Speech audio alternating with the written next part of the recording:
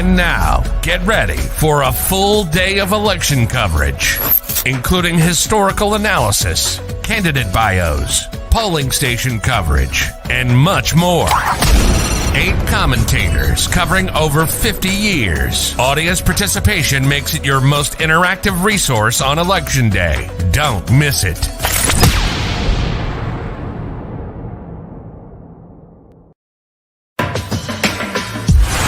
Cayman Decides.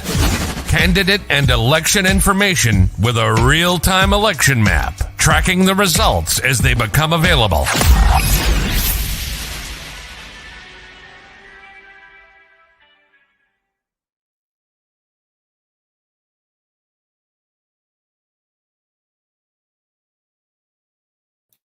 All right, good folks, welcome back. Thank you guys so much. We are just doing a check-in now with you guys. We're going to be talking about the top 10 election issues for 2021. I hope you guys are doing wonderful and that you're getting out there and voting.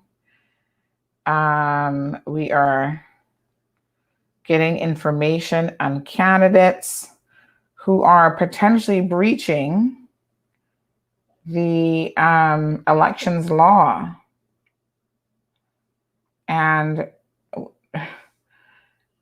canvassing or hanging out in the 300-foot area. And folks, you cannot do that first and foremost. That's the first thing. Unfortunately, we cannot share it. Someone just said to share it because we can't share the specifics. Well, with election officials, yes, but we cannot share it otherwise because the candidates themselves are under essentially what is a gag order, which means that they are unable to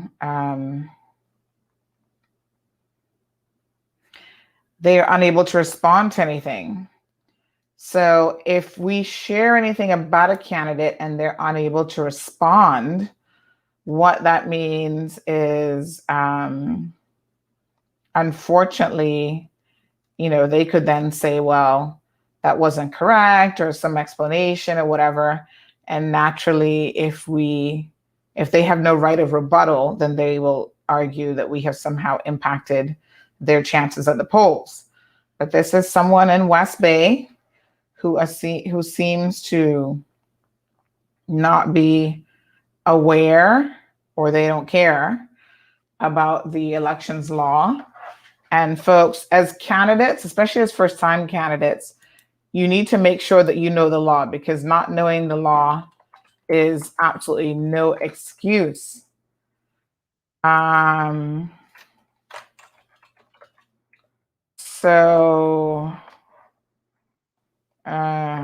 Yes, somebody else is messaging me about an anonymous tip. Hold on one second there. Let me just update my link. Candidates, you need to be careful because you're going to run afoul of the elections law, and then you're going to get yourselves in trouble.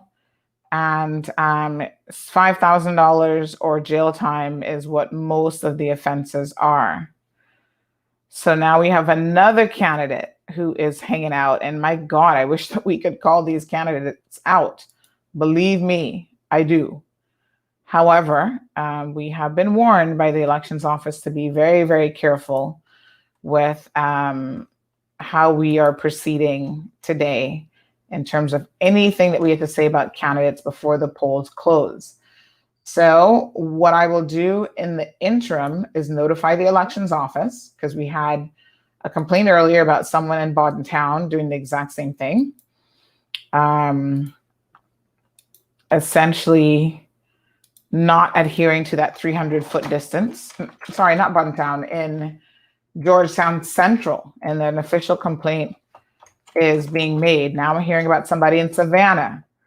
And these are all people who've not ran before and probably do not know what it is they're doing. In one instance, I have video footage of the individual and I have an indication of where the sign is and where the exclusion sign is. And so, you guys know me. I don't really care who you are, who your mama is. I don't even care if you advertise at CMAR during the candidacy. You're going to find yourselves in a world of trouble here, folks, with the elections office. So let me just, and this is what you need to do, folks. If you think someone is in violation, this person is smart. They have taken the photo. They have sent the necessary proof. So here's the exclusion zone. Here's why we think they're in it. And that information will be sent to the elections office. Don't send me just a message that someone is doing the same thing without the Facebook evidence that they are. Okay? So everybody's got a smartphone in this day and age. So by all means, send it. Take a video. If you see anybody hand out money. Yesterday, there was a candidate handing out phones and accusations of money in the envelope, along with a cell phone. And they were cheap cell phones. I'm like, why would you give this to somebody? That's kind of stupid. But I guess that budget is tight if the envelope really contained any cash. So you all need to be careful with what it is that you're doing, because you're going to run afoul of the law and get yourselves in trouble. So I will now send this to the RCIPS and have them do what they do. Well, I'm not going to say what they do best.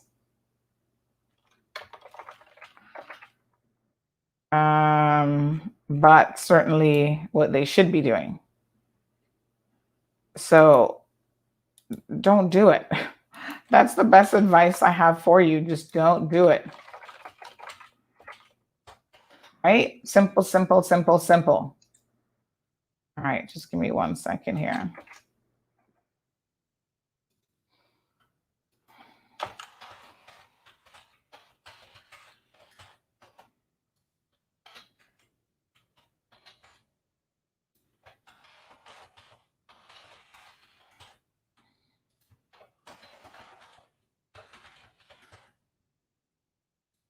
All right, well, the elections office will get to make the call. Someone said they went but didn't have their phone. That's why I travel with my phone. Hey, I'm not leaving my phone anywhere. Even going into the booth, I know that they're going to take it at the check-in point, but that is precisely why I'm taking my phone. In case I see any shenanigans going on my way there, I can capture it. And then when I hand my phone in, that's fine. Troy. Hello. Good, my dear. How are you? I'm doing great. I just voted. Nice. How does it feel? It feels fantastic. It's I think we have a good system, and we need to feel proud of it. It took a little while.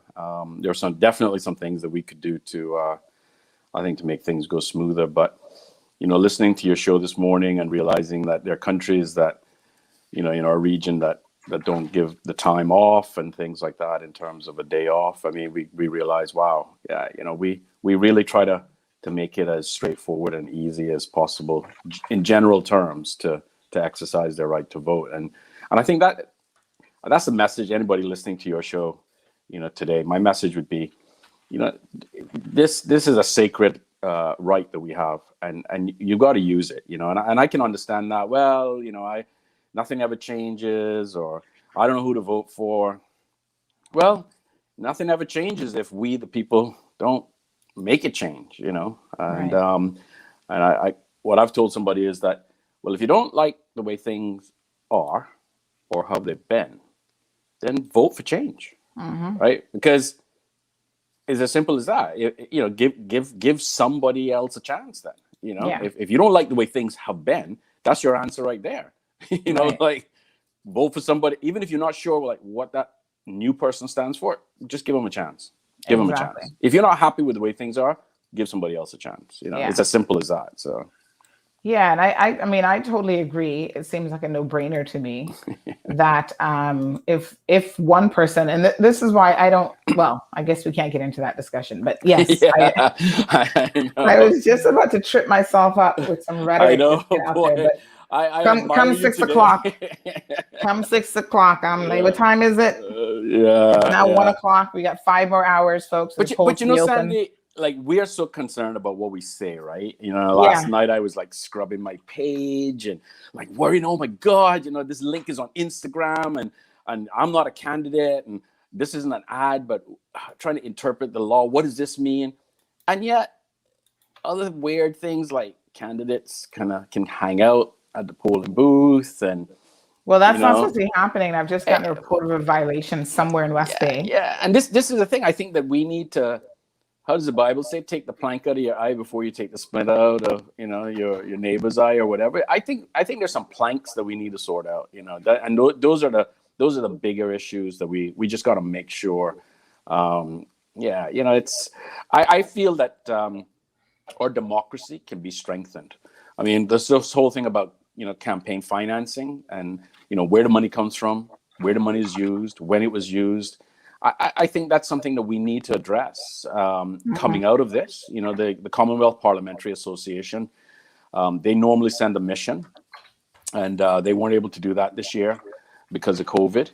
But they are observing. They have been talking to various stakeholders, including candidates, and including various sort of civic groups or advocate groups. So they're keeping an eye on things, and they'll issue a report. But yeah, I think that we.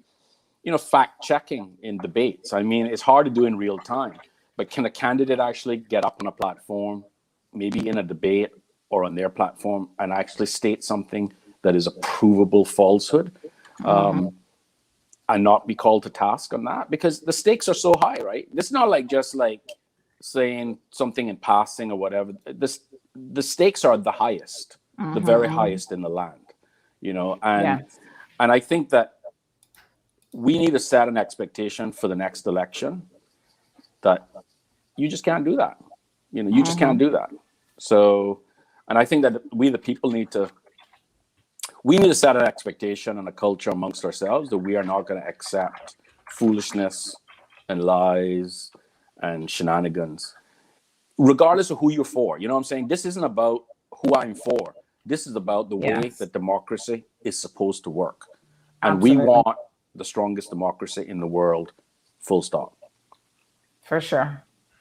Troy, I'm just looking for your bucket list, your bio information here in case those folks are joining us have no clue who Troy is. Troy is the owner of the Crazy Crab private boat charters and the co-owner of Viva Restaurant. And as a young advocate for the protection of Cayman's marine environment, Troy was a part of the group that successfully campaigned for the creation of the marine park 35 years ago.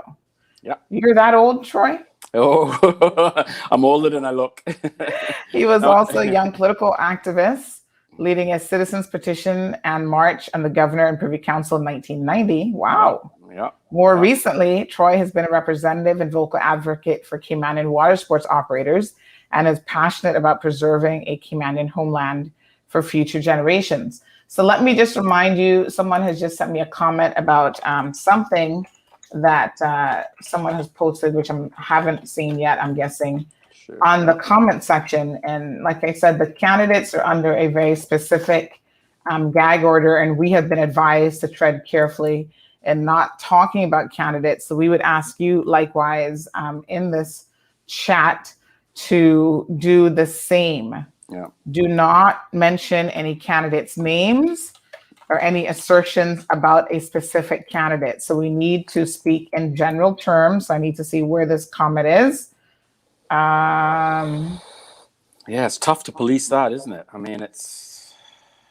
So Jean says that the Compass is interviewing candidates. Well, as far as I know, candidates are not supposed to be being interviewed. Well, so Sandy, that they've been interviewed. I don't know. So this is what I'm saying. It's like, where do you draw the line? If a candidate can be interviewed, then can a private citizen not make a comment about something? I mean, as long as it's within, the normal civil discourse. I mean, Well, they can make a comment, but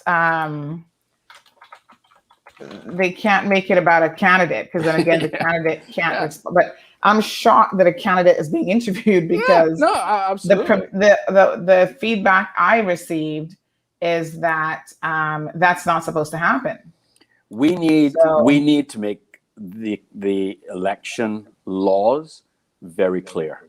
We need to do that, especially in the age of internet, right? Are you responsible for somebody sharing something, or whatever, taking something and reposting it? We need to make this clear. It'd be interesting. It says here that there's an embargo on the candidates, so they're not supposed to be saying anything if there's an embargo on them. Well, I can tell you what. While the polls are open, so how they're conducting an interview, I have seen. I have no clue. So John Harris, we received a number of complaints about you. We have had to remove your. Well, John, it might seem like BS to you, and that's fine, because when I first heard it, I thought it was BS too.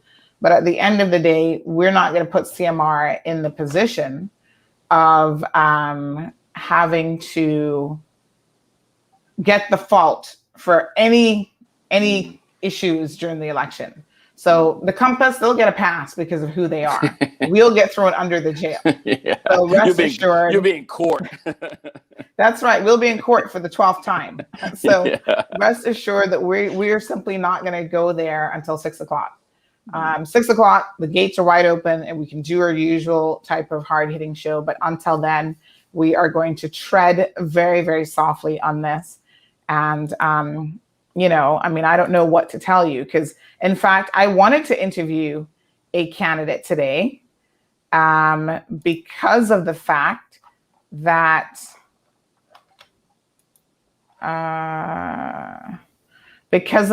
we had, like I said, a candidate that actually got injured. So we still can't say we who wanted that to is, talk to the candidate about their injuries. Yeah.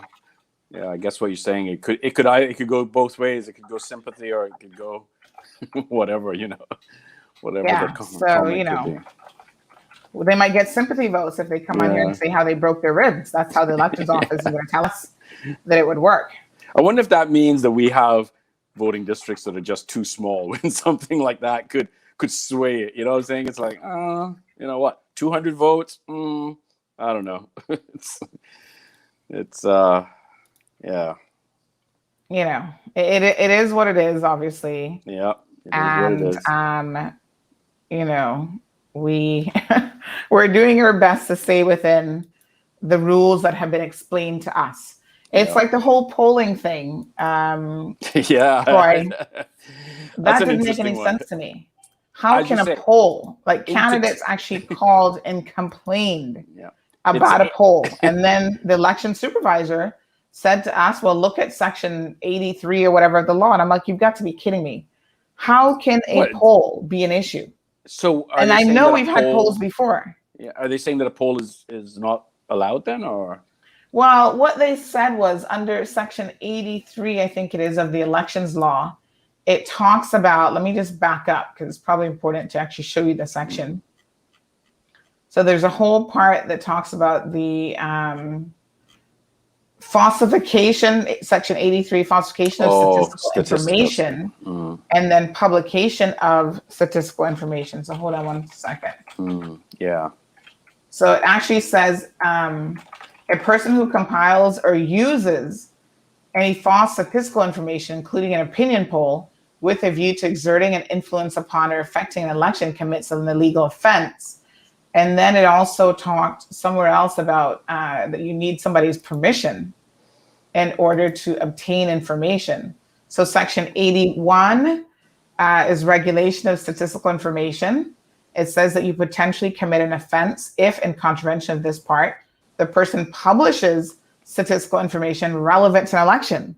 So even just the publication, it's just like, it's one of those areas where they clearly need to review it. Absolutely. I mean, you've just hit on something, right? And I see issues with polls, and here are some of the issues, right? If you, I believe the law that just read out, I think there's some key things in there. One is, what is your intention? Is the intention of the poll architect or the poll operator, is their intention to influence the election? And if the answer to that is no, then they haven't contravened the law regardless, I think, because it actually says, I think you read it, the intention to do that, right?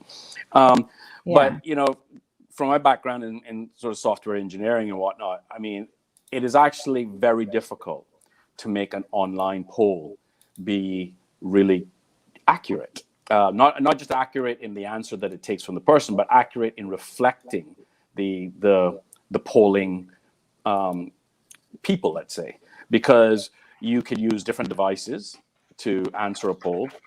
The poll could be constructed in a way that you can give multiple answers. You know, you can put, you know, you can vote. You can say, I'm going to vote in multiple districts. So I think that, as you said the other day, if you look at this as entertainment value, then that's one thing. But polls can sway, right? Polls can sway, and they can sway both ways. They can say, hey, we're doing really great. And then they can also say, hey, they're doing really great. They don't need my vote.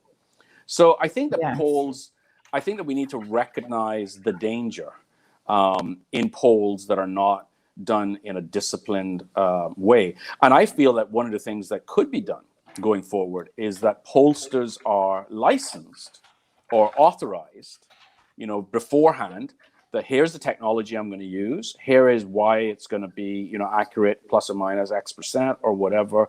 And we have like almost authorized pollsters, you know, whether it's a media, whether it's the chamber, whatever, because I think polls are important, but they're also dangerous, right? So it's like fire is important. It's kind of like there is one individual, he does marketing, right? And he tells candidates, and he was selling some packages based on this, that he can actually target market their adverts down to the IP address. So if they live in Bordentown East, he can target that, although it's online, to just Bordentown East people. And I'm thinking, how is he going to do that? The technology to do that isn't quite as easy as you would think, especially here in the Cayman Islands. And it depends. That would require some sort of deep packet inspection that he wouldn't be permitted to do, even if he had the technology to do it. Exactly. And so many of us use devices that aren't on Wi-Fi. You know, they're on the cellular network, right? So the cellular network doesn't have the kind of granularity of location that a Wi-Fi fixed line Wi-Fi would have, for example. So I think there might be some technical capability if, as you said, you know, you were deploying, you know, really sophisticated software. But I think in general terms, no, I wouldn't pay for it. So Gabby wants to know if she can, now that she's voted, can she wear her shirt? Well, you can wear it in the comfort of your home. Well, that's a good question. Can you go to the beach and wear your shirt? I think you can't wear it at the polling station. Now, let's look at the law. Right. Because the law would always be the starting point for stuff. So let's see what the law says. So no candidate can furnish, so loudspeakers, ensigns, banners, advertisements prohibited on polling days. So this is section 94 of the elections law. So again, we are working with 94.1. This is the Elections Act 2021. So it's just been revised. No person shall furnish or supply any loudspeaker, bunting, ensign, banner, standard, or set colors, or any other flag to any person with intent that it shall be carried or used on motor cars, trucks, or other vehicles as political propaganda on polling day. And no person shall, with any such intent, carry or use on motor cars, trucks, or other vehicles, or in any place or manner, any loudspeaker, bunting, ensign, banner, standard, or set of colors, or any other flag on polling day. Now, let me show you by comparison what Mr. Famous sent us this morning. Sort of along the same lines of what he was saying is that in their country, that this doesn't exist. So he's going to share. I think they had an election in November, October, November of last year. So let me just show you the photo that he has shared with us today. Let me just try to see where I've saved that photo. So clearly they have very, very different rules than we do. And then it goes on in subsection 2, so 94.2, it says that, and again, this is what we have here. So there they are, full colors. No person shall supply or shall furnish or supply any flag, ribbon, label, or light favor to or for any person with the intent to be worn or used by any person within any electoral district on polling day as a badge to distinguish the wearer as a supporter of any candidate or of the political or other opinions entertained or supposed to be entertained by such candidate. And no person shall use or wear any flag, ribbon, label, so on, within the electoral district on polling day. So that within the electoral district means not just the polling area, but it says within any electoral district, right? So that's the whole shebang. So that's no t-shirts, nothing. Nothing. Not today. Not until the polls close. So look at them. They have green is obviously their color. So they're wearing full green, and they have their custom masks that are in green, ties that are green, everything in green, really. So yeah, very, very different set of rules than what we have here. So it goes on to talk about the publication on polling day, anything in newspapers, periodical, or radio or television program, printed or electronic form, any advertisement, anything any advertisement containing or inviting or inducing the public to vote, and so on. I'm trying to see the section that he would be referring to about the embargo or interview. So let me just see if that's actually in the law as it relates to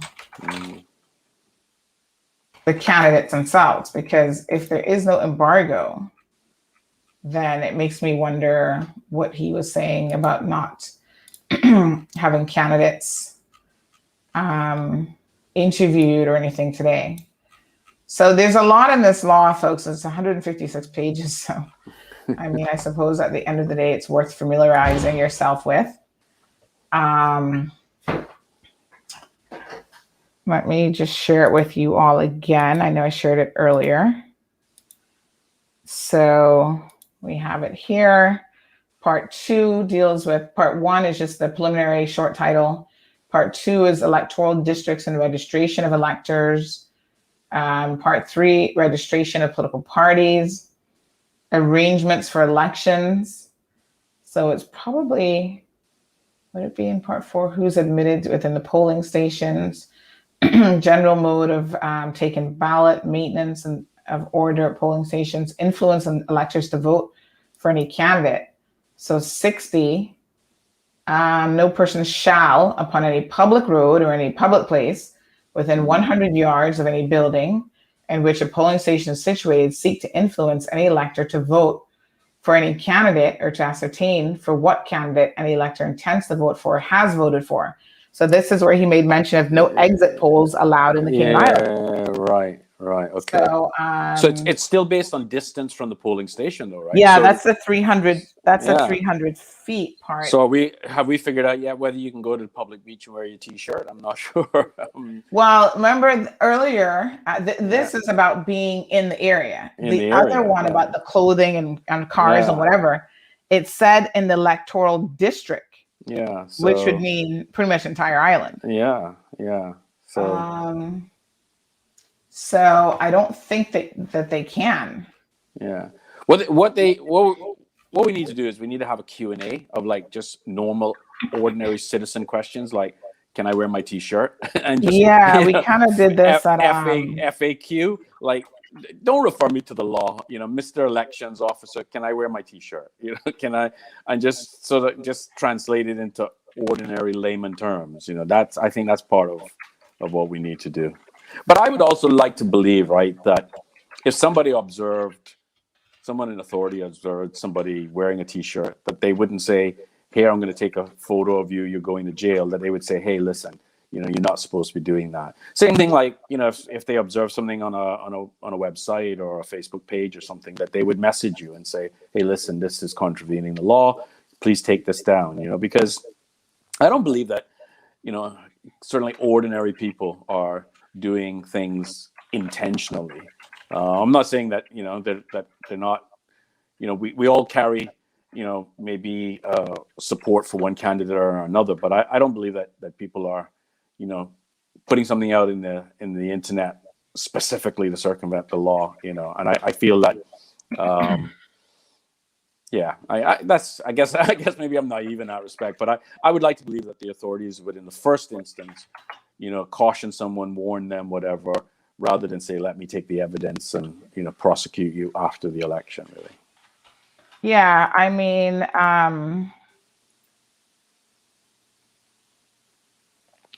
getting so many messages here. So we have we had a bit of a agricultural emergency, but looks like they finally reached someone. Okay, let's go back to your comments. I think some persons are inquiring about some comments that they're making, so let's back it up. So Gabby, I think the short answer is no. Hold off on wearing anything until 6 p.m. Wear nothing. Miguel says a candidate from North Side still has a page up on Instagram promoting his campaign. Something needs to be done about that. Miguel, we were talking about this earlier today, and I think that this is a little bit tricky because if it's their personal page, it can be challenging to go back and purge everything you've ever posted about yourself on your personal page.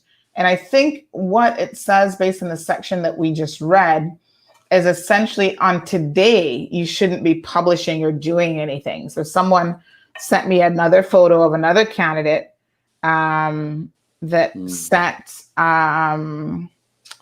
they had posted something 16 hours ago, which would have been before midnight, right? And I said to the person, I think really the publication, because again, it's a personal page, the publication before midnight is what you need to be careful of. The only thing that I would say at this point is if they had campaign only pages, a lot of them have created a professional public page for the purposes of being a campaign. It is not a personal page that they might post like, "Oh, I'm having a meeting," or "Support me." And this is where the lines, I think, are blurred. Yeah, exactly. And for the benefit of the candidates, they would be well advised not to blur the lines. So, Sandy, the other thing is, right, is that I think you read this on your show a couple of days ago. When you say like you're not allowed to run a campaign ad, I mean, a campaign ad, correct me if I'm wrong, has a very specific criteria. I mean, it's supposed to identify who the candidate is or how it's funded. So there is a very specific thing that is a campaign ad. So if you put up a post, for example, some of the candidates have written chunks of their manifesto in a text post. So is that an ad, or is that a needs to come down or needs to be hidden, or is that a commentary? It's a comment. Yeah. It's a statement.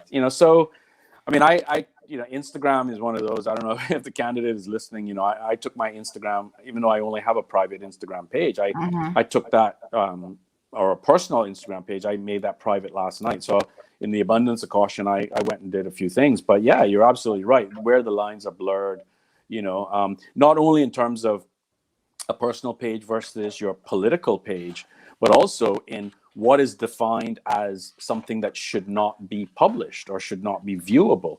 An ad, a graphic that is an ad is quite clearly an ad, vote for me. But a commentary or a post that says, I think that this is an important issue in the Cayman Islands, and just because it happens to be put there by a candidate, is that then illegal? I'm not sure. I mean, and I think these are things that the law needs to address and define, and hopefully it doesn't come somebody testing it in court, you know? Yes. Well, normally we wait precisely until that happens. Yeah. So give me one second here. I'm definitely going to get to that. Okay. So Eden, I see this comment. Is this a comment? Oh, okay. I think I'm just missing some comments. Hold on one second. John, Ms. Valda. Marissa says Troy for MP next 4 years. You've got a pre-endorsement there. Yeah, I'm gonna be like the 4-year. I'm gonna run a 4-year campaign, right? Yes, Valda's all for it. She says, hope in the next 4 years, Troy is going to be entering the ring. He's genuine and passionate for Cayman and Caymanians. Thank you. Mr. Gladstone, good evening. Telling Marshall to come home. Marshall is watching from overseas. John is of the opinion that whoever's giving us this information is talking out of the wrong hole. Well, it was the election supervisor. So if he doesn't know what he's talking about, God help us. Do we know if all postal ballots are back or when they're counted? Actually, Eden, I mentioned that this morning that someone had posted, I saw it somewhere, that they were saying that they had mailed out their postal ballots, but because of the shortness of the election cycle, that unfortunately they didn't arrive in time. So I don't know what the elections office intends to do. They didn't arrive in Cayman in time, or they didn't receive the postal ballot? I think it's they haven't arrived back. Ooh. Wow. Yeah. Oh boy, you see? Democracy, right? Our democracy. Yeah, so we got to figure these things out. Danielle, thank you so much. Danielle says, honestly, I'm only here to see Sanders up on a CMR election map. The election map is on CaymanDecides.com, but of course, we don't start plugging in any numbers until the count begins in earnest, which should be shortly after 6 p.m. this evening. Yeah, I'm a counting agent, and I've been told to be there just before 6, so I'm going to be counting tonight. Okay. Lewis is pulling a fast one on us, says, in the spirit of Cayman's election day, please go and vote for Katie and Wright until April the 30th to allow him to become a finalist in the Ruba's top student competition. That's a good one, Lewis. No restrictions on that for sure. Oh, goodness. Marissa says that we need a public holiday after the election as well. Yeah, that's true. Because no one is sleeping. Yeah. Oh boy. It feels like we need a day off. Yes. Beulah says Troy has always been political minded.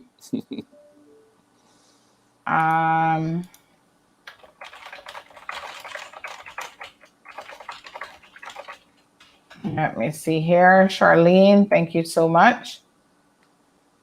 The link for Cayman Decides, I certainly will. That will be the map. The problem is, Sandy, is that if I ran and got into the house, I would have to go buy a suit because I got one pair of long pants. So. you are a boater after exactly. all. So right? You enjoy that life of being free, I'm sure. Yeah. So I don't know, sitting in the house is exactly what I have in mind. But I'm sure you can swing it because if Captain Eugene has been in there for 20 years. That's true. That is true. That is I don't know if he bought a suit or what he did. But. That's true. So Power, thank you. Charlene says not allowed now, maybe understood. What does that mean? We're all confused.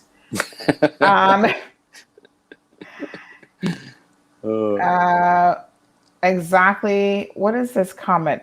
Botting is also a huge issue in online voting. Oh, yes. Well, I mean, listen, most online polls, I mean, sometimes they can have restrictions in place where, you know, they might be able to geo lock you. They might be able to prevent you from voting twice or whatever. But it is really hard to get these polls to be anywhere near scientific. And we've seen that in the US election, for example. Yeah. In 2017, everybody had Hillary Clinton as the forerunner of the election. And Yeah, when, exactly. When what's his name, Donald Trump lost, or won, Yeah, sorry, yeah. it was a shocker. Yeah. You know, this last time, I think the opposite happened. They kind of had Donald Trump a lot closer than he ended up being. Yeah. So, yeah. The ultimate poll, election day. For sure. That's the poll that counts, right? Yeah, the voters. Yeah. So Darlene says, I saw in Jamaican elections that they also wear their colors. You know, the thing with the colors and stuff, on the one hand, I sort of get it.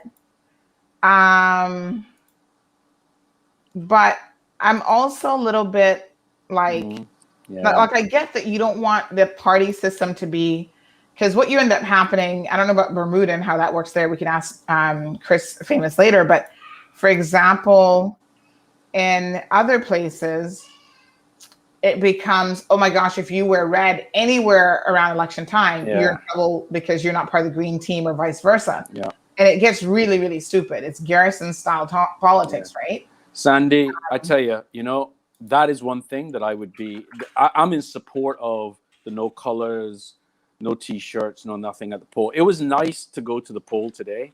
I mean, I had to stand in line for a bit, you know, and it was just nice to see people that you hadn't seen for ages, family maybe even you're waving at, and you're going there to cast a vote that might determine the future of our country one way or the other. But yet you're just saying hello, you're not asking who you're voting for, you're smiling. You know, I mean, I like the fact that at this particular time, on this particular day, we don't have that division based on color or t-shirt or whatever. Yeah. So I like that. I like that. Yeah, I think that part of the law makes logical sense. Absolutely. So Denny is sharing the legislation.gov. I don't know why he's sharing it, but he's sharing it with us. Is there something there that we need to be looking at? Something very specific? Miss Anne says, we learn better from your informative sessions. How could we do, how could we do without you?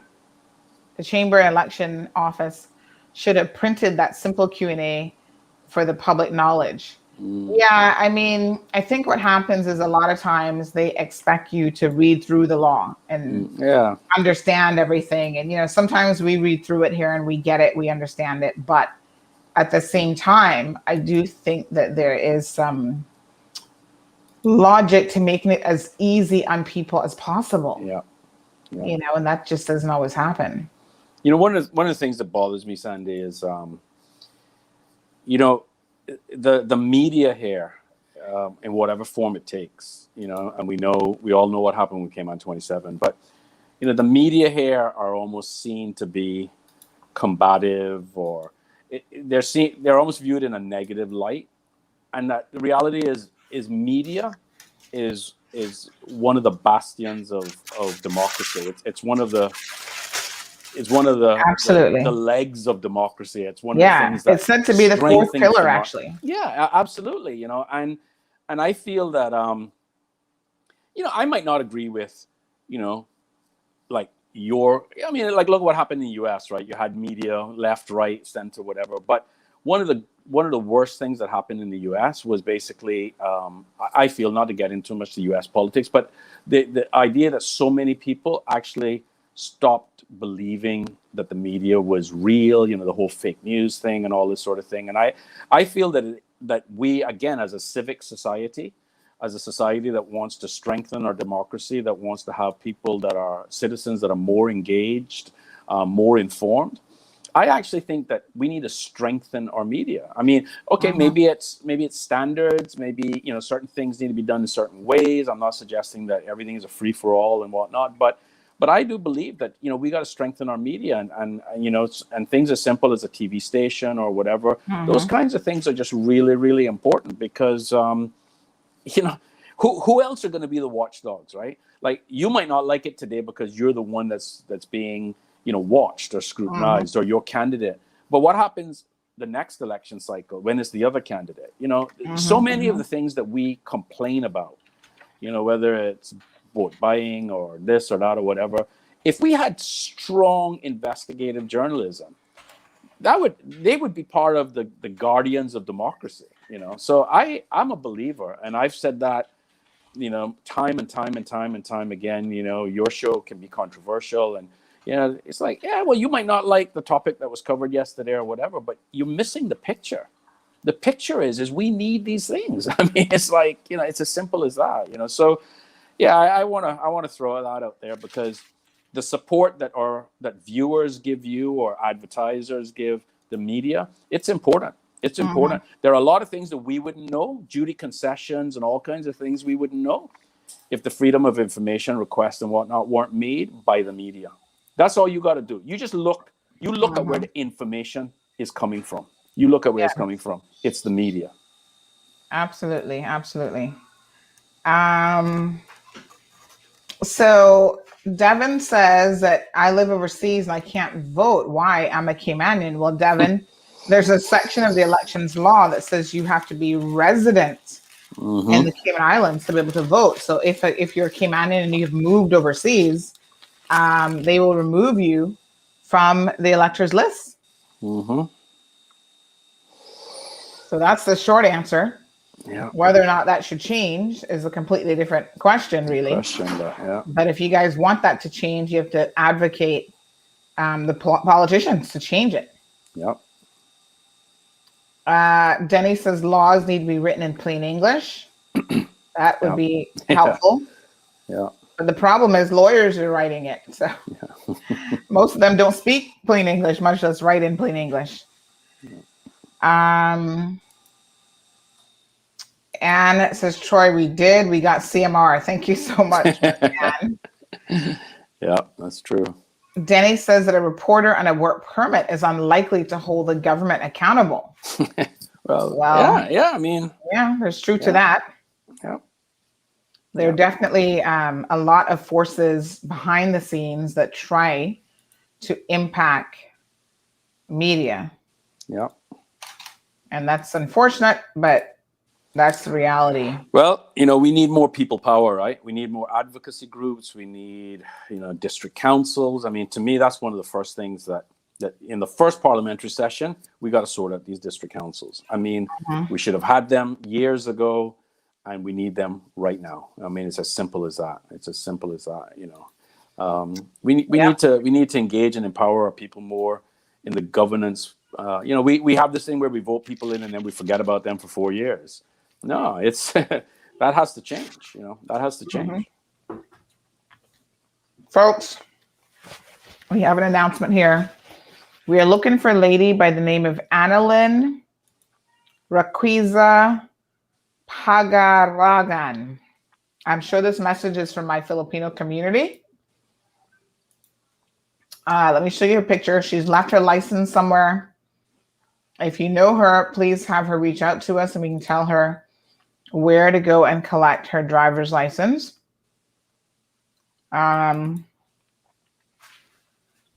Here she is. If you know this lady, ask her please to WhatsApp us 324-1612, and we will get her license back, reunite her with her license. We just got the message a bit earlier today. Seems like she's out and about and left her license somewhere.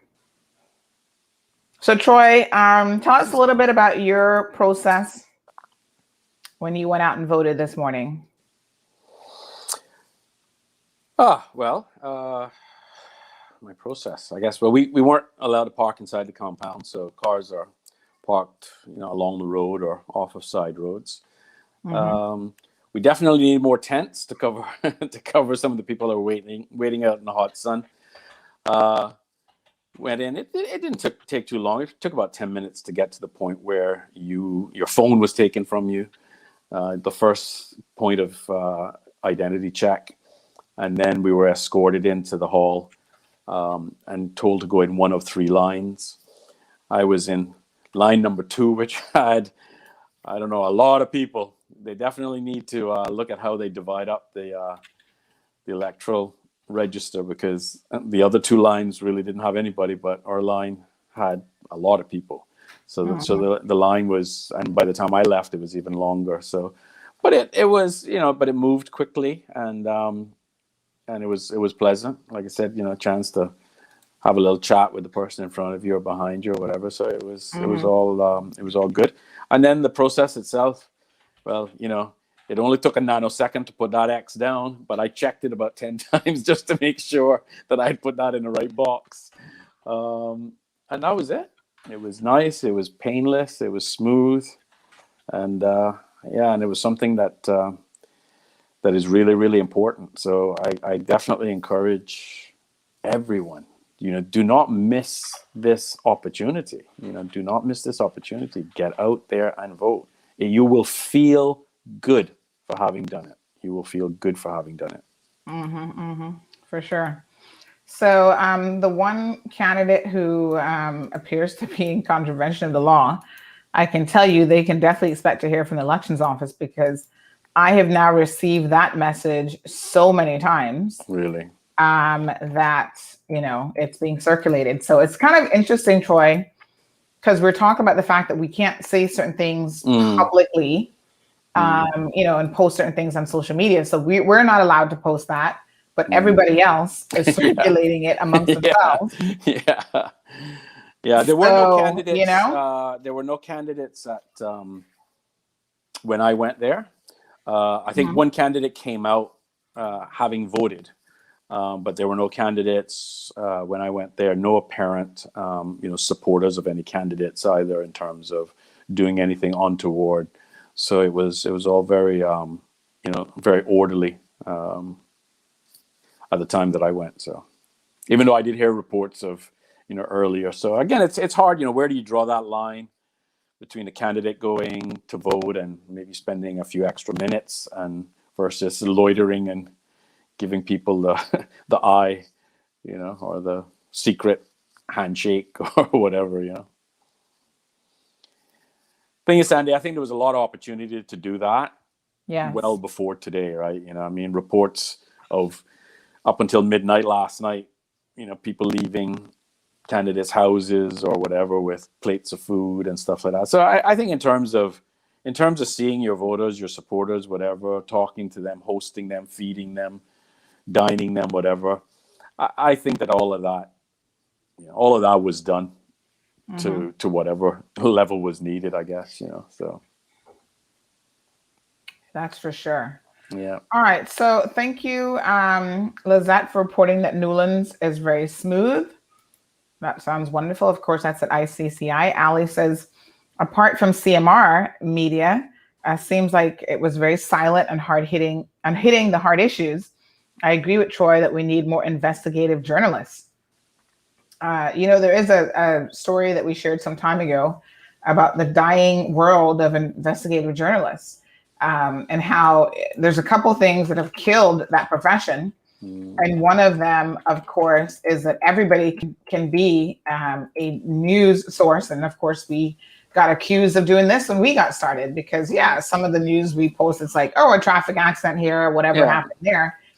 It's not very hard hitting, but investigative pieces take a long time, oftentimes, to produce, and they take a lot of checks, and those are the ones that are more likely to get you in court. Exactly. So you got to cross your I's and dot your T's, sort of thing. Like right now, we're in court on Friday over a piece where we were alleging someone was involved in certain activity. And it's amazing now that we're going into court on Friday that we can actually prove every single thing that we said in that article. But yet it's not going to stop a lawsuit. It's not going to stop people wasting your time. And thank God I can help myself up to a certain point. But if I couldn't, that would be a lawyer every time I'd have to hire. And a lot of journalists, there's not a whole lot of money in the world of journalism. Yeah. So, you don't make the money to then turn around and defend those cases. So it's a constant battle, right? Yeah. There are some nonprofit organizations that are set up to help journalists around the world. There's one out of the UK that I've actually been in contact with. And I have a colleague that's in Jamaica, and she said things there are very, very cutthroat in the sense that, the officials, like the government elected officials and so on, will sue you at the drop of a hat. And we see some of the tactics here. Yeah. I think the difference is I'm a little bit crazy, so their tactics don't really work on me in the way that they think that they should. Yeah. So, I'm like, go ahead, sue me. I don't care. And they're like, what do you mean you don't care? Like that's the biggest threat that they throw at you. I'm going to sue you. And you're I'm like, going to sue you. Well, sometimes you're like, okay, I'm waiting in the papers. Yeah, but suing you can make the story even more important, right? It can make it even bigger then. Like, so like there's a double-edged sword with that. You're like, is it better to just let it die, or is it better to, let's sue? And this is the thing, is that we don't want trivial reporting. We don't want, slack reporting and stuff like that. But at the same time, sometimes, when there's a little bit of smoke, you need to like say, oh, well, hang on, what's happening here? What is that about? What blows me away is like, this comes to accountability and transparency, right? But like, unless you're subscribing to the Gazette and reading through everything, like one of our candidates who will remain unnamed, but like looking for everything, it's like so many things can just slip through. Like I consider myself an informed and engaged person, but it's like when I found out about and you hear about raise of pay for civil servants and things like that, and then you hear about other raises, and I'm on the tourism stipend, right? I'll just tell you that right now. I'm on government welfare. I'm a displaced tourism worker, and I know how hard my business being shut down for the last 14 months has been. It will take me 5 years of good revenue to make back what I lost in the pandemic, right? So, and then I see that actually MP salaries have gone up too. When in fact, I was asking them 12 months ago if they were going to cut their salaries in sympathy with the people who were losing their business and livelihood and health insurance. And you're like, things like this that it just doesn't even register with the average voter. We don't actually even know that this has happened, And this is my point, is that we need to have, whether it's media, whether it's advocacy groups, whether it's guardians of democracy, whatever the heck you want to call it, this sort of stuff needs to be public and transparent, because boy, stuff goes on that you just shake your head and then we go, but does it have to be like that? Right. No, it doesn't have to be like that if we demand that it's not. For sure. Yeah. The thing too, Troy, sometimes we get tidbits of information, but we can't get the full story because there's so much being hidden by the officials. So government will, as they did, for example, with a certain candidate, I was just about to say his name. I was like, don't say it. Yeah. With a certain candidate, when he made an FOI request in relation to Smith Barcadere, they deny you the right that you have in law to FOI. And then when you appeal, they basically ignore your request for an appeal. Yeah. So the procedures that are meant to protect even the freedom of information and access to information, the people who are in charge, which are the civil service, in this case, it was the cabinet office, those individuals who are responsible for following the law, ignore the law. And thankfully there is, an appeals process through the ombudsman's office. Yeah. But, sometimes people don't know that they can appeal something, or if it's a judicial review, which is basically a lawsuit that is required for you to appeal a government decision, people may not have the resources to be able to do that. Exactly. So I think it's so important that we may not always have the full story, but even putting out what we do have in the public domain and then talking about it, sussing out what the truth is, absolutely, and taking it from there, I think is really, really important. It is what it is, and there've been a couple of times. Yeah, it only takes a spark to start a fire, right? So sometimes, it's like the Judy concessions. It's like when you start you read one story and you go, what?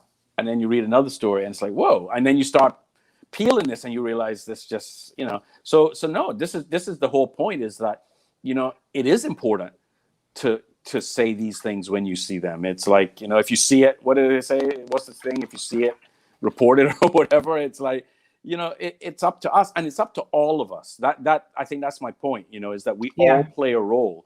And even as groups of citizens, I mean, I would love to see much more organized. And quite frankly, I plan to organize, starting tomorrow, more advocacy, more movement, more mobilization, because ultimately legislation only ever comes from the will of the people, really. I mean, well, let me say this, good legislation only ever comes because the people want it.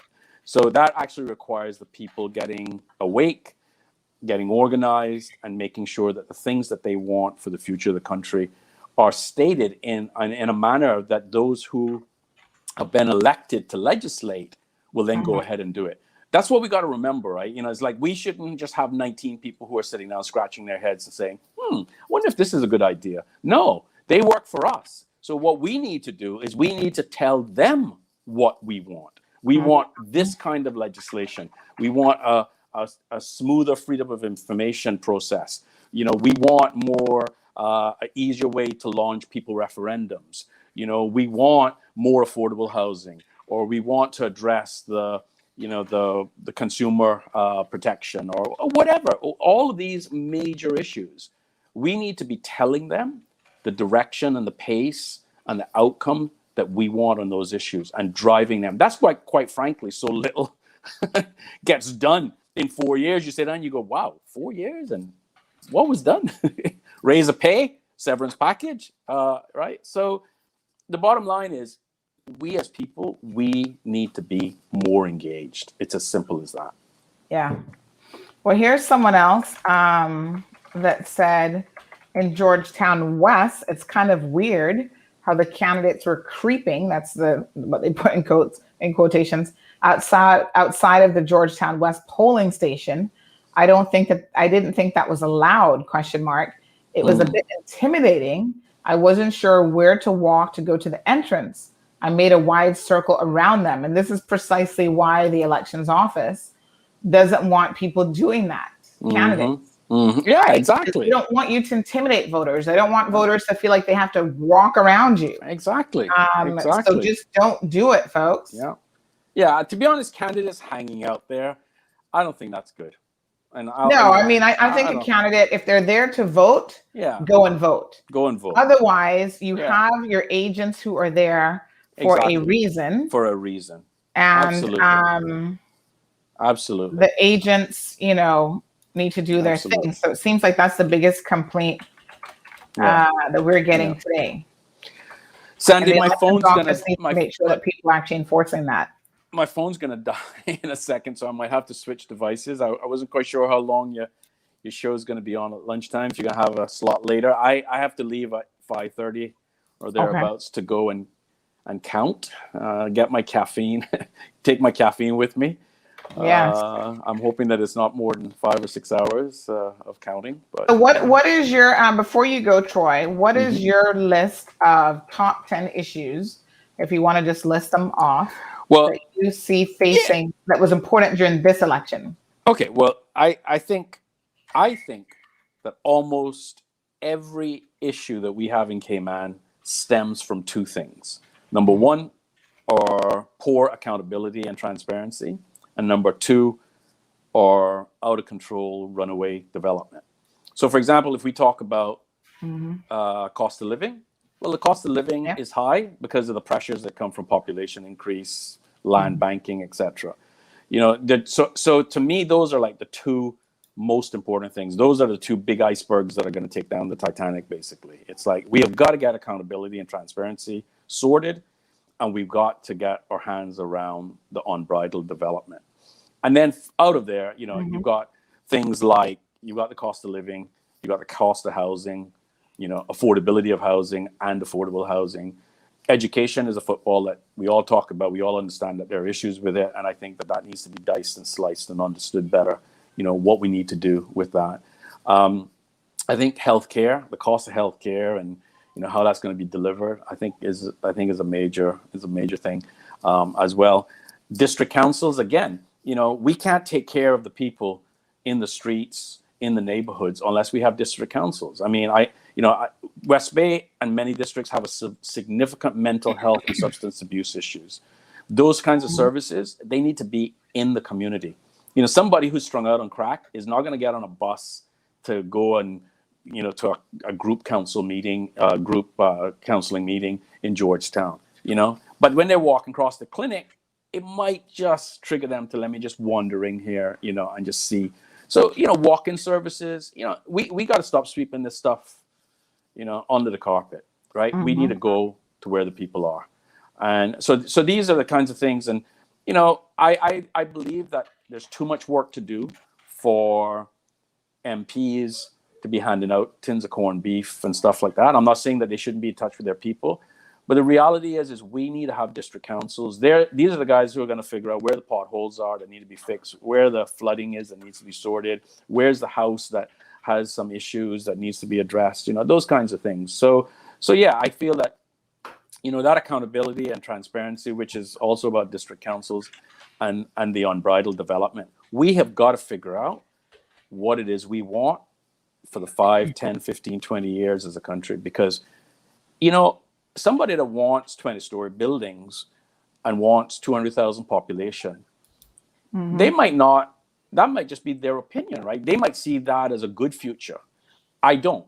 But the point that I'm saying is that it doesn't necessarily make them evil. Neither does it make me evil to want to hold population to, 1% maximum growth a year or whatever, right? But unless we sit down and as a people decide what we want, then that means that we will always be subject to somebody else deciding what we're going to get. And we have just done this for decades now. So we have got to sit down as a people. We've got to sort out, what do we want from our development? What pace do we want it? And then we set, these are the guidelines, the terms and conditions. And then the developers operate within that. The issue that we've got with boards, Central Planning Authority, all these boards that, have cronyism on them, people being on it for lifetimes.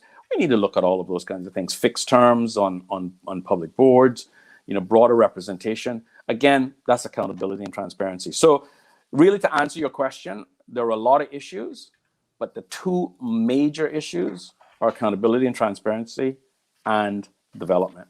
Those are the two big things that we just got to get a grip of. Okay, sounds good. Well, Troy, thank you so much. We hope that you can come for the later session that we're going to do in a couple hours, but the one before the 6 o'clock one. Cool. I'll let you know when we're going live again for that. All right. Thank you, Ms. Charlene, for your comment. So, Troy, we'll check in with you a little bit later on. All right. Thank you, guys. And please go and vote, go and vote, go and vote, right? You're going to the beach, stop by and vote. Yes, that's right. It is a public holiday, but make sure that you vote before anything else. Folks, it's now 2 o'clock. Polls are open until 6 p.m. If you have not yet had an opportunity to vote, by all means, please do so. We're receiving another report here of a prospect candidate who this one says has been inside from the opening and voters say they feel intimidated. He is sitting at the agent's table and he has taken the role as an agent, is what they're saying. Well, there's a reason why these guys have agents, and it is so that they don't have to do that themselves. So that seems a little bit odd. I don't know why there's not greater enforcement of this. Like, I shouldn't be the one messaging the elections office to say, hey, I'm receiving all these complaints. The elections office should make sure that candidates are not permitted anywhere near the 300-foot mark. This is very, very bizarre, to be honest. So I don't even know what to say right now, but this is super bizarre. Huh. All right. Well, folks, the elections office might have to tighten this up a little bit. because I suspect the candidates, especially these first-time candidates, are unaware of where they need to be going.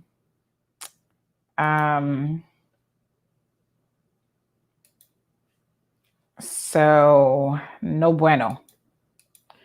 No bueno. So thank you, Anthony.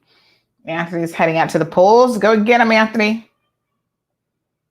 Someone is saying that they saw someone at Bordentown West. I saw that same person this morning as well. And I thought that the polls were just about to open. So I don't know if technically they walked away after the 7 a.m. part. But, okay, here's what someone has said with a little bit more information. Candidates are only allowed 15 minutes at a time in the stations, but as an agent, he can stay all day. His ID shows him as a candidate. Well, yes, if he's a candidate, then he shouldn't be there all day. So candidates are allowed 15 minutes. This is why I tell you that elections law is not as straightforward as you think. But we shall send it to the elections office and they have to action it.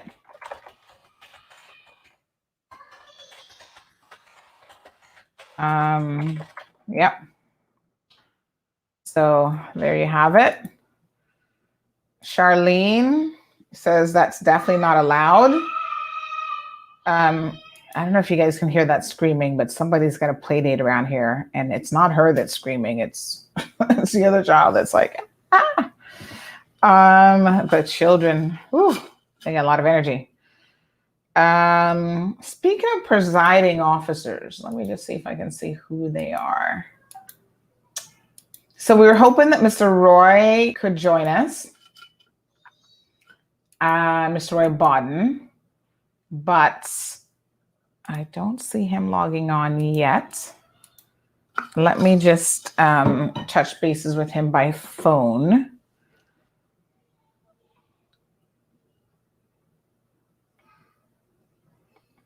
Yeah, the thing is, some candidates, the irony of it is some candidates do, oh, I see Wendy Ledger was calling me. Speaking of media, my little buddy there, Wendy.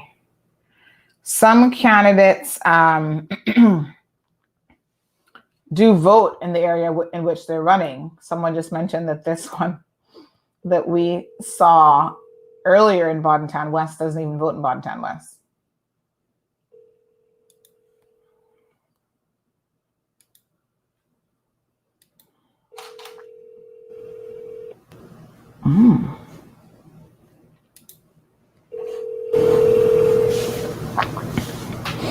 So good news, folks. No answer for Mr. Roy. That's not the good news. George, sorry, someone just shared that North Side has had a 51% turnout already. Wow, that's fantastic. Let me just see here. What stats we have in terms of voters turnout. Yeah, I think that's awesome. I hope that we all have like 90% turnout. I was just having a look at the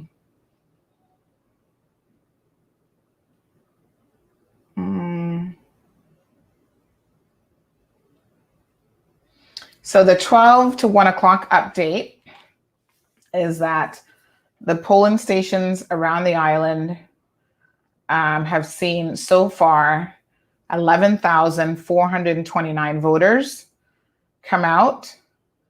So that's 56% of the votes being cast.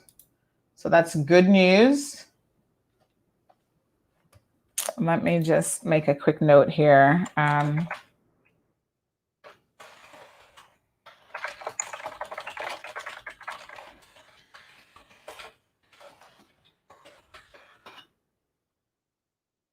Someone else said that a candidate in West Bay West was allowed to sit outside of the polling station for so long and was told someone in the elections office had a word with him. But according to the rules, he's allowed to be there so long as his agent isn't also with him for more than 10 minutes. and so long as he only speaks to voters after they vote. Confusion. The easy thing to do here, folks, is to simply, a candidate has appointed trusted agents for a reason. And I would say, don't even allow them to be there. So that way there's no confusion about whether they're allowed to be there or not allowed to be there and how many minutes they've been there for. Because then you're like, well, has it been 10 minutes or 12 minutes that he's been sitting his behind on that bench? Just don't do it. And, I hate to be inundating Mr. Wesley Howell with all of these messages, because I know he is super busy today. And I'm sure he's not going to be looking at any of them, but at least we will have a record that they have been reported. So, yes. So now it's at 67%. Oh, wow, that's awesome. Go for 90%, folks. Get out there and vote. Let me just have a quick look here. Just checking a few websites to see while we're waiting on Ruth Anna to see what's going on. So,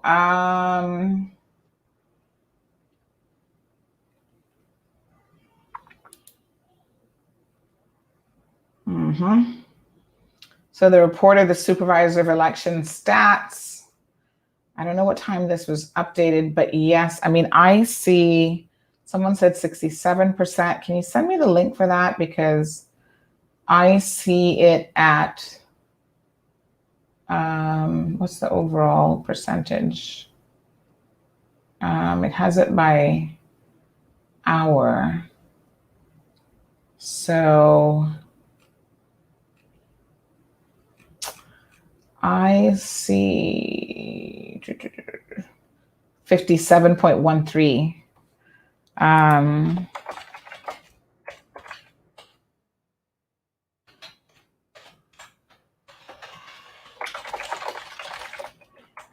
Let me just double check whether 67% is coming in.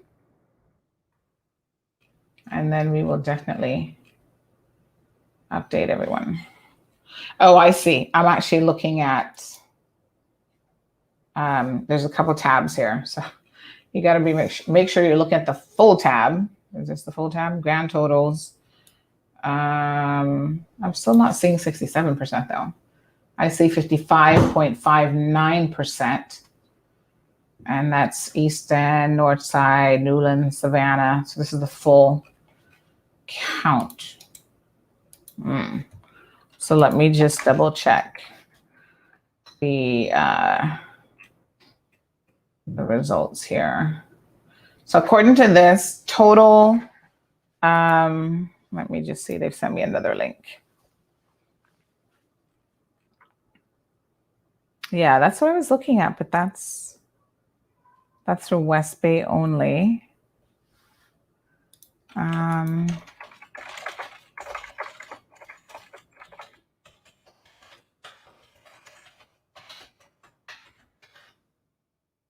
The overall island is a little bit, so it looks like West Bay Central has 45.13% of the votes. West Bay North is at 45.46.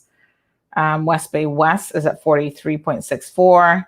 And West Bay South has 49.97% of the votes. So that's interesting that West Bay South has more people showing up to vote than the other ones by quite a little percentage margin there. So that's interesting. So 57.13% of those totals. So we have the hourly, yes. I still only see 55.9. I don't see the 67%.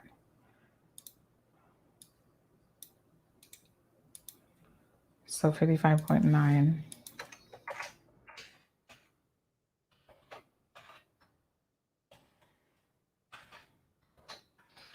Okay, so the votes are coming in. Let's show you guys some of what's going on here. Hi, Anne. Anne says, no excuse. Every candidate should know the elections law. Well, they're supposed to, and they've had training. I believe there used to be a limit on the number of trips a candidate can enter the polling station. Wow. If you're going to run for elections, I suggest you learn the elections law, the do's and don't. And if you can't get that right, how are you supposed to help run the country? Seriously. No intimidation or manipulation chances, period. Katie says, yes, capture all of the issues for clarification, even if the concerns are not addressed or determined until after the polls have closed. Include those in an FAQ for 2025. All right, so thank you, Ali, for that. Let's have a look, folks, at the numbers as they're coming in terms of who's actually showing up to vote. Some extremely helpful information here. So thanks to the elections office for having the detailed information available. So this is an hourly poll return details report of the supervisor of elections. So we've got West Bay, Georgetown, all the way through Red Bay, Savannah, and so on. And total numbers down at the bottom appear to be 13,116, or 55.59% of the vote. Then we have over on the right-hand side some totals. So it looks like so far we are at, in terms of grand totals, percentage-wise, so that one that I just read to you, that included mobile ballots, postal ballots, and total polled. And then for our grand total of, why is there a separate amount down there? It says 48.44%. I'm trying to figure out what is the totals right before that versus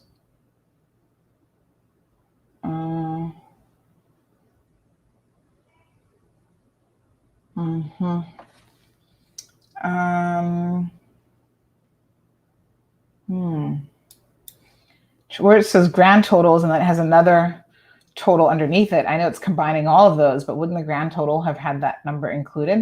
All right, let's go to the top here. Start at the very top. So we have the polling station information. So remember now that each division or each district has an individual polling station. And then you've got number of registered voters. So that's total by polling station. Yes. Less, is that deceased? But wouldn't they have been removed? Or unless they've died since then, I don't know. Number of eligible electors. So there's sometimes a slight difference.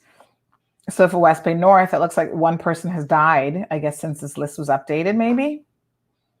West Bay West, 2 people. West Bay South, 2 persons. So the number of eligible electors is most important. Less PB issued. What does PB stand for? Any idea what PB stands for?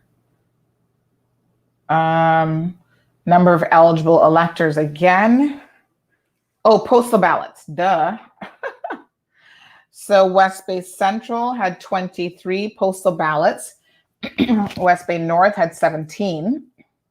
West Bay West had 18. West Bay South had 43.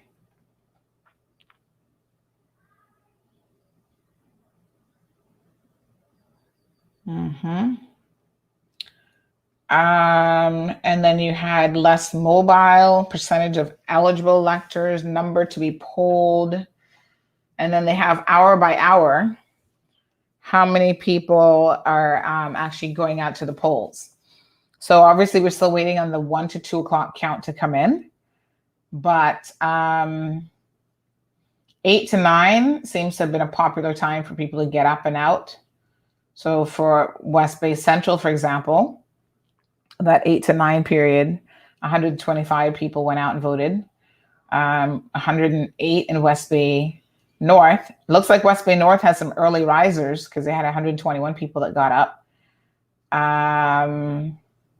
So yeah, it kind of varies slightly hour by hour, but lots of early morning people. Except if you're in West Bay South, you're just getting out. Midday, 11 to 12. They had 173 people during that time.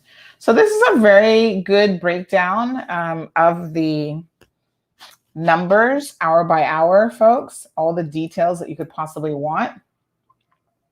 And then they have the total number over here of people who've cast their votes. So I'm just trying to look at the overall total. So it looks like we have of the, this column was what again? That was the column of number of eligible electors is 23,594. And then next to that was the postal ballots. So it looks like we had 455 postal ballots. That's not a small number. I thought they were just throwing it in the mix because it was such a small number. You might be able to identify people.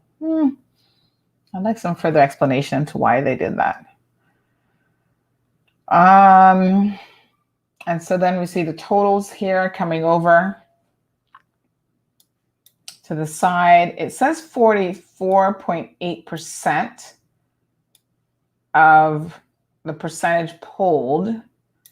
And then we have 13,000, it says, or 55.59%. And that's when it's combining everything.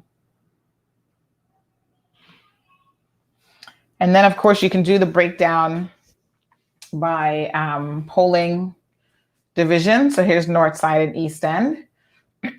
So for North Side, 67% of voters have turned out.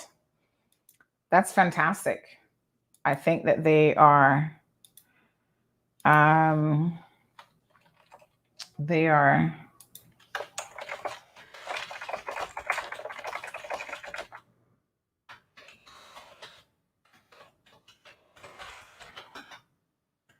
able to see that Northsiders are very invested in this election. East End not doing too bad with 61.9%. Bodden Town East, 50.75% of the votes. Bodden Town West, 50.38%. Newlands, 56.56%.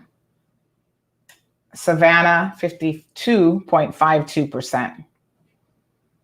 Cayman Brac and Little Cayman. Ooh, Cayman Brac West and Little Cayman kind of low. 36.9%. Overall, 46.38. Come on, Cayman Brackers and Little Cayman, get out there and vote. I mean, you only have 580 people that can vote anyway.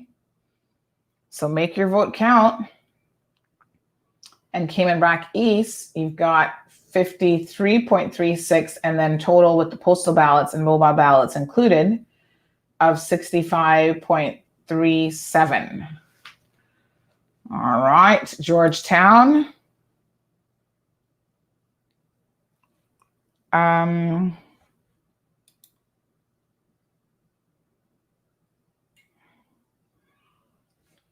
Let's see what we have here. Georgetown Central, 49.3%, 36. Georgetown East, 53.36. Georgetown North, 55.17. So Georgetown Central. Ooh, I expected more people to show up for Central, but okay. Maybe they're going to be going out later. Georgetown South is 57.98. Good job. Georgetown West at 59.57. And Prospect is at 51.68. And then Red Bay is at 57.12. So it does appear that the vast majority of individual districts, you at least have 50% or more so far. And we still have, it's now 2:18 p.m. We still have a number of hours remaining until the polls actually close. Now I'm going to switch my camera here slightly, folks. So give me 1 second. So, just like nomination day, I've got my 2 cameras set up going here so that when I do want to sit down, I can. So I've been standing all this time, but I think it's time for a little sitting break. And so now I'm going to just flip my camera to this one. No, that's the wrong one. Hold on.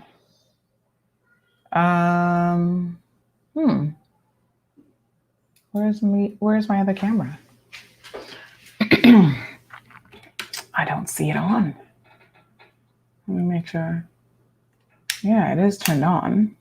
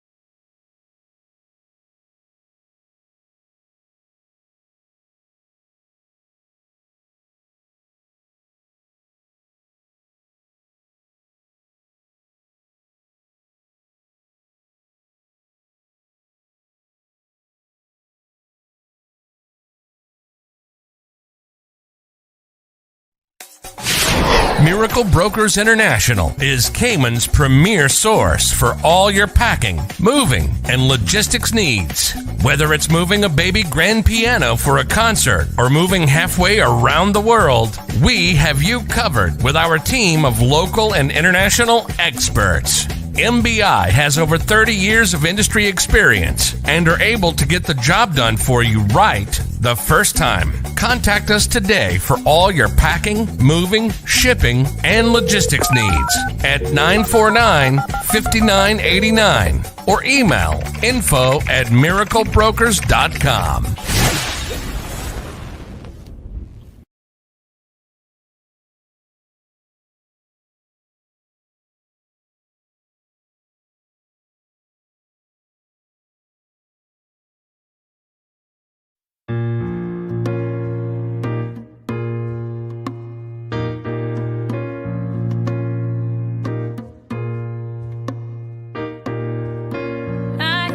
People talking, what are they talking about? This world's gone crazy, and I'm trying to find a way out.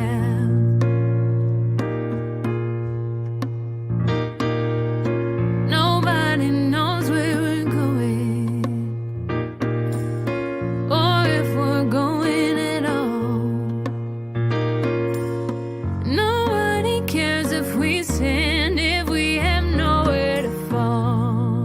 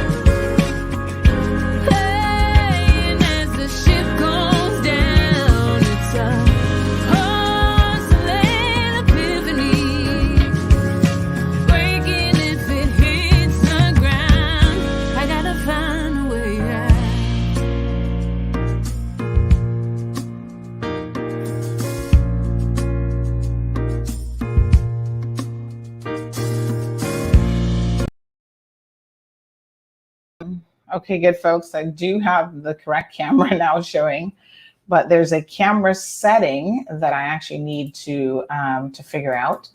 So I'm trying to see how to quickly do that. You know, when you change these cameras for like multi-purpose things, and then you're using it for like still photos and other stuff, you're just like, I think this is an aperture change that was made when I was trying to do something else, and now I'm trying to remember how to get it back. So let me see what I can remember. I need to get this sorted out here, folks.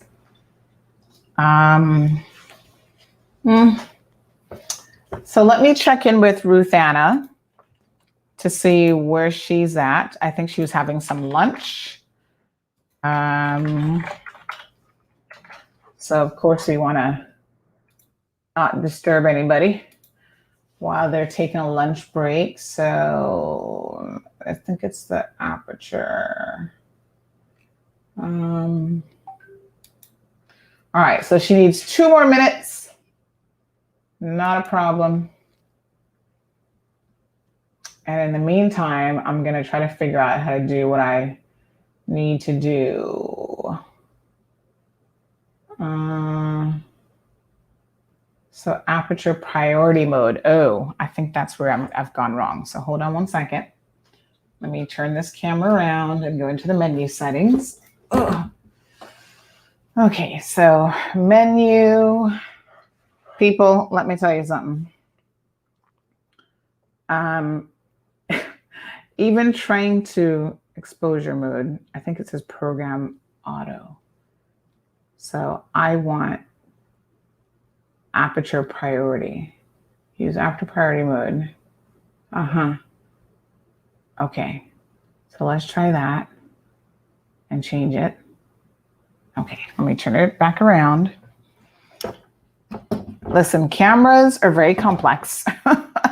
I mean, I don't pretend to know anything really anymore about the world of photography because, what's that? Lots and lots to, let me see if this is doing what I want it to do now. No, it still isn't. Oh, what's the wrong camera that it's on?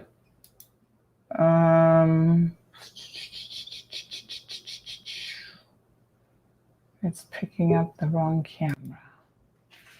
Hello, Miss Ruth Anna.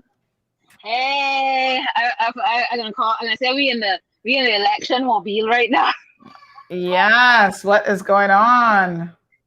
I've been mostly in West Bay since I think I did a last check-in.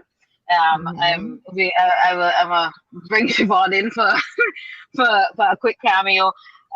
We've circled various stations, and as promised, we're actually in transit right now for someone who needs a ride down to one of the polling stations because I believe no vote should be left unaccounted for. There were some longer waits this morning at some of the West Bay polling stations, up to an hour, I'm told. However, in the last 2 hours or so, generally speaking, all the polling stations, you might see 1 or 2 people at the outside tables where you get the initial check of your ID, smooth transitioning in and out of the various the 4 polling stations in West Bay. We're passing by the John A. Cumber Primary School, West Bay West polling station right now. Everything looks same about here. 1 voter at the initial checking table for the ID, and cars are coming and going. However, based on all conversations, number one, large voter turnout is what it seems, and a lot of people got out to the polls very, very early. That is definitely the general sentiment down in West Bay. Spoke to a lot of people in West Bay who by 7:30 this morning, votes were done and dusted. So hopefully that means we'll start to get some early results this evening. But it's quite significant voter turnout out here. I'm very interested to see what the final numbers look like. So just looking at the information, Ruthanna, that we have online, apparently North Side has the highest voter turnout thus far. Any surprises by that? Not entirely, to be honest. As I mentioned, I do believe there are a lot of people, generally speaking, I think more people are turning up this election cycle than we have previously seen. I will not be surprised, based on the conversations that I've had up to this point, if we have a higher voter turnout in totality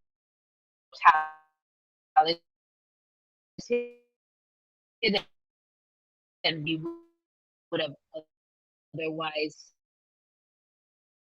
seen. No, they can you hear?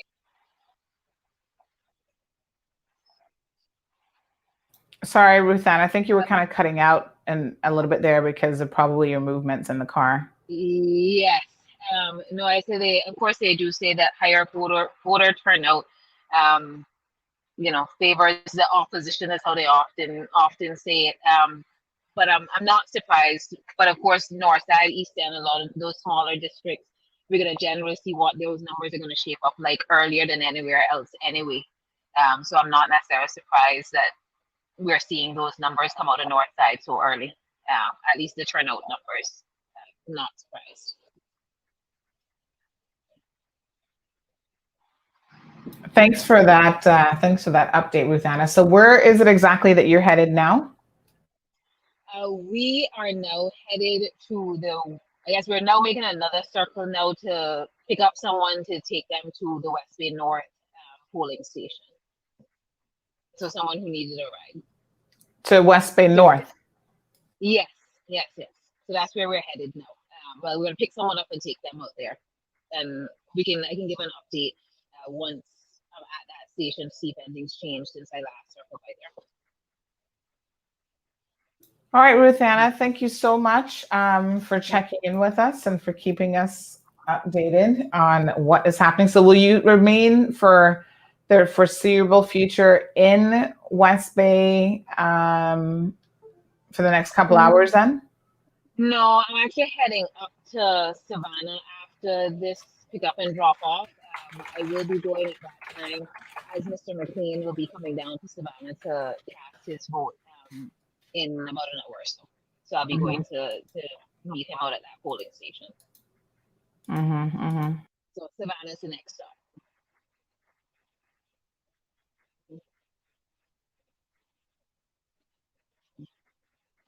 But certainly, and I think I may have lost Sandra on the feed, but I'm certainly happy to check in once we've left West Bay North and also going up to Savannah and updating on that location as well. But I think all in all, it's an exciting day. Voter turnout, I think, is going to be particularly high in this election and hopefully for elections in the foreseeable future. Although Cayman generally enjoys a high voter turnout, which I think is something we should be proud of. Awesome. All right. I think I finally got this other camera working here. Okay. Thank you so much, Ruthanna. Appreciate the information. No problem. So I'll check in with you once I've finished here and going into Savannah as well. But we're to protect their privacy. We are picking up the voter now to take them to West Bay North. And then I'll check in with you once we drop them back off. Awesome.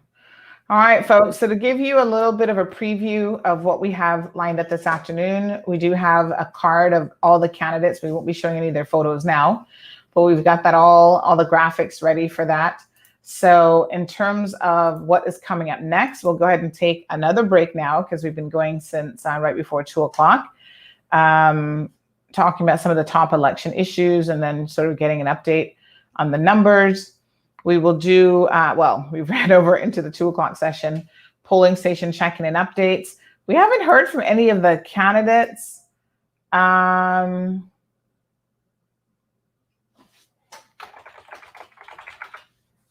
We haven't heard from any of the candidates or their agents as yet. So I don't know, how much of a how much of a profile they're keeping. I'm seeing that people keep calling me. I'm not sure who these individuals are that are calling, but give me an opportunity to return some phone calls.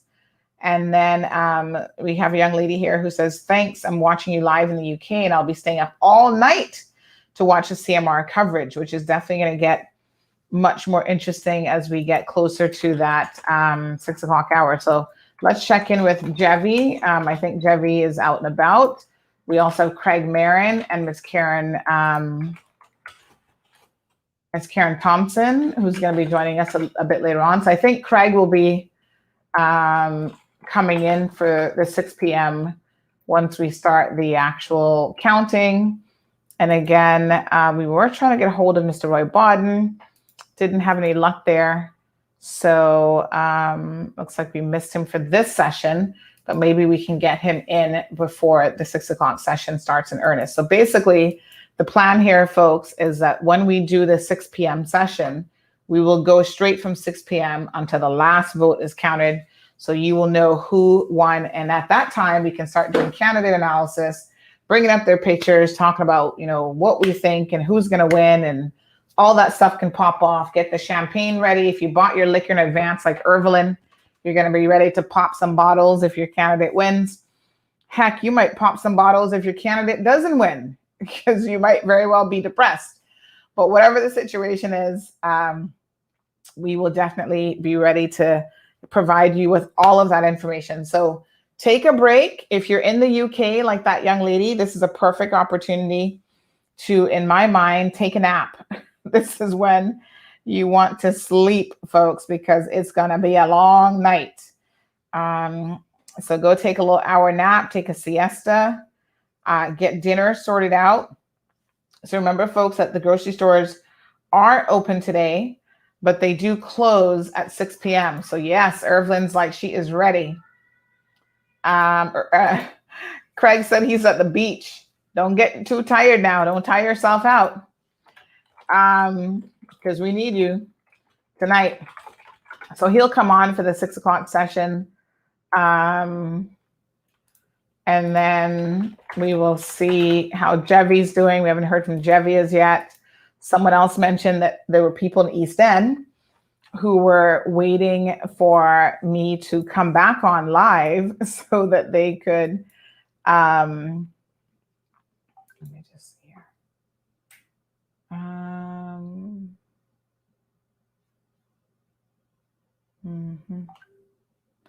Oh, yes. That they were waiting for me to come back on live so that they could get some more information on what was happening. Yeah, so the voter turnout looks good. Continue to encourage people to go out and vote, folks. This is why our democratic process works, because voters participate and they get involved. And I see some of your other comments, and some of them I can't read on air yet, but we will definitely be reading them at 6 o'clock, because they are opinion pieces about either parties or candidates or individuals or whatever. So we'll definitely get those popping off here shortly. Thank you guys so much for tuning in. Irvelin says, my candidate is a sure win. No ifs or nor buts about it. She's going to design some t-shirts. Just don't say who that candidate is until 6 p.m. When we come back live at that time, once the polls are closed, we can then get into the nitty gritty of it all. And at that point, yes, you can pull out your candidate t-shirts and your red flags, your whatever, green flags, blue flags, whatever kind of flags you got. Pull those out and start to wear those and show your support for whoever you want. As you guys see, I'm wearing my Cayman Island shirt today. I've got two, I actually have three of these, but I might switch into the sleeveless one later on. But this is what I'm wearing today because I represent no individual candidate. I'm representing all of the Cayman Islands and what is in the best interest of our people. Morna says I'm under my comforter going into dreamland until about 6 p.m.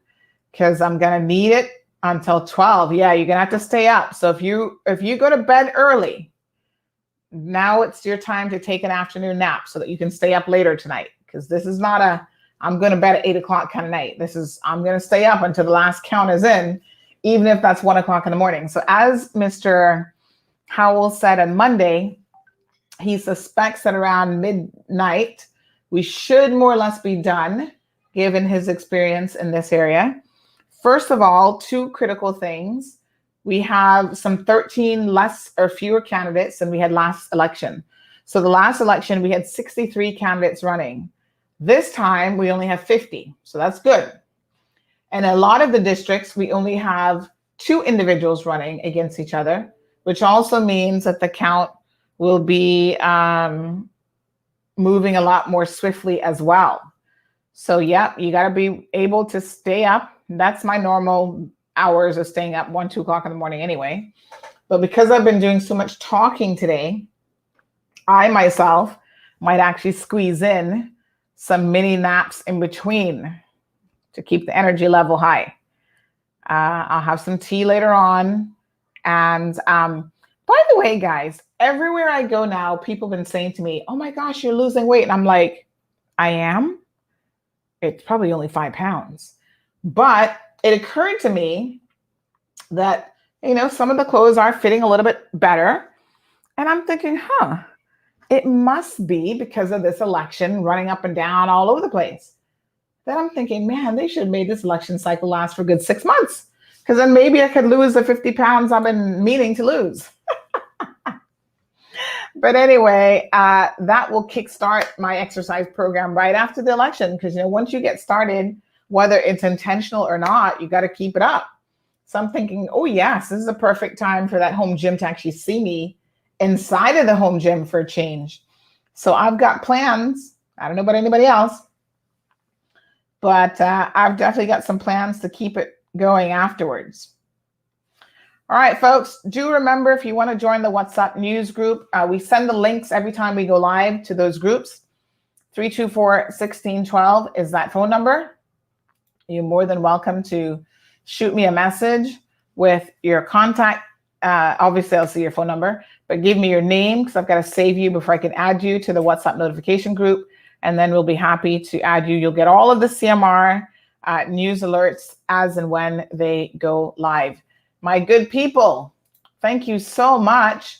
Cameron says, I'm not going to sleep until the horse trading is done and the real winners have won the race. Girl, you are going to be awake for a while. That's all I can tell you. Because if you don't go to, last time it took like a week to form the government. I'm hoping this time that will not be the case. But I'm going to crash after tonight. Then I'll wake up tomorrow and I'll start to give you guys the inside scoop and all of the horse racing. Friday might be an odd day because I do have to head to court for Friday. So thank you so much. Perez says, God bless the democracy of this beautiful island. Peaceful voting. Yes, sir. It sure is. And I think that that's wonderful. And I'm absolutely tickled pink that we, are so incredibly fortunate that we can go through elections. We might feel intimidated by some of these candidates, but I wouldn't make them, make me feel intimidated. But yeah, someone that says, I hope they don't sound away saying this, but I felt a little intimidated seeing them there. So others are saying the same thing. Candidates, if you're listening, or if your agents are listening to this program, just stay away completely from the polling stations, right? The number's scrolling, Andrea, on the screen as we speak. Stay away from the polling stations. Don't go anywhere near them, because you're making voters, my apologies, uncomfortable. And here's the irony of it. If you are really trying to get someone's vote, then the last thing you want to do is to make them feel uncomfortable, don't you think? It seems to me like you would actually want to make them feel comfortable. Think about it. You're there trying to shake somebody's hand and trying to get their vote.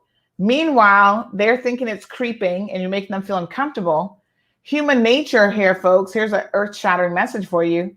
They're less likely to vote for you. So what you're doing is probably going to be counterproductive in terms of getting yourself a vote. just stay away. Let your agents handle the business that they're there for on your behalf. And you just relax yourself at home with some tea or whatever until it's time, right? So Perez and Andrea, 324-1612 is the number. Please send that to me. And that would be my best recommendation for all of the candidates. All right, folks. So we will be back at around, well, we've already gone into overtime this segment. So I would say for now, we're going to be back around the 6 o'clock hour to break it down. Hopefully by then we'll have Craig Marin, Karen Thompson. We'll bring back in Mr. Famous, and we'll bring back in Mr. Famous, and then we'll be discussing all of the results as they start to roll in.